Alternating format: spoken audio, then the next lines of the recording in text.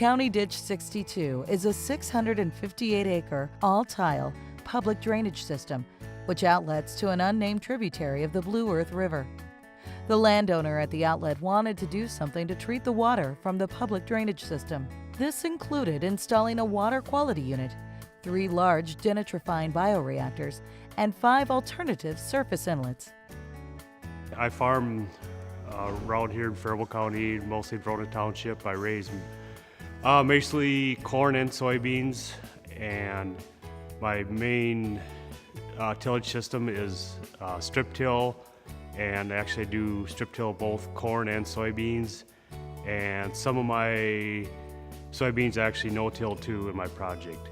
And it's basically a family farm. My wife and my son help me do pretty much everything, and my daughters.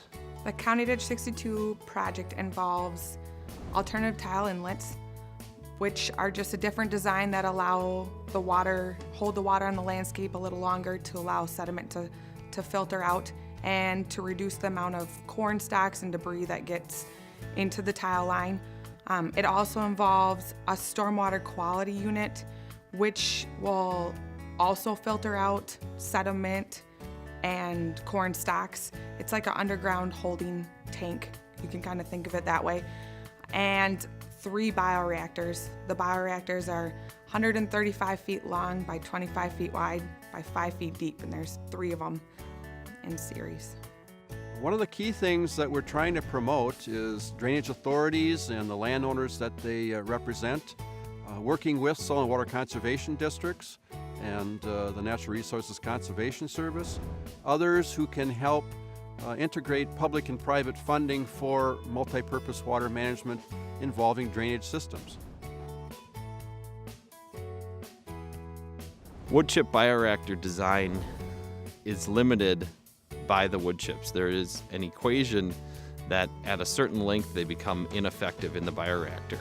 So on CD62 we're using 3 cells to maximize the use of the woodchips because of the size of the watershed.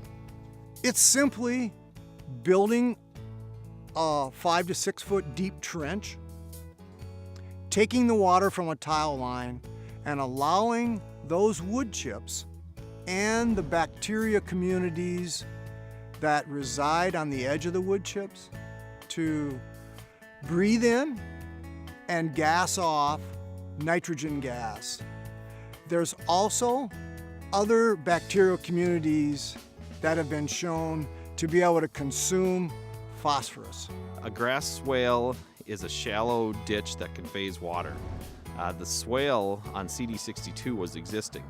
Now we're modifying it to make sure that we run the overland flow around the bioreactor.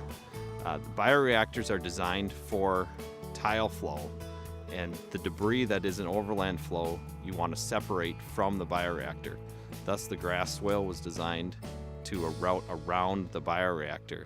The bioreactors and the alternative tile inlets and the stormwater quality unit will be maintained by the Drainage Authority. If I had to give advice to anyone interested in conservation drainage, it would be research and observe the best management practices available that you could utilize in your farm field or project that you're working on. The farmer today has the responsibility to plan for the future with the least amount of environmental impact while maximizing their production to feed the ever-increasing world population. There is a trend developing for water quality. As water quality becomes more important in our rivers and streams, it's inevitable that there'll be an ever-increasing demand for water management within our society as well as our agricultural community. A landowner's first step to look at multi-purpose drainage would be to look at a list of potential practices. Landowners understand their land very well, and if they're educated on practices, they may be able to come up with an idea for what best can be implemented on their land, and then go and seek out a professional to find out how to implement that. Landowners who are on a publicly administered system, the first step typically will be to talk to their drainage authority, and also they may want to talk to their local soil and water conservation district, trying to look for opportunity within all of the land that drains to that system for multi-purpose water management.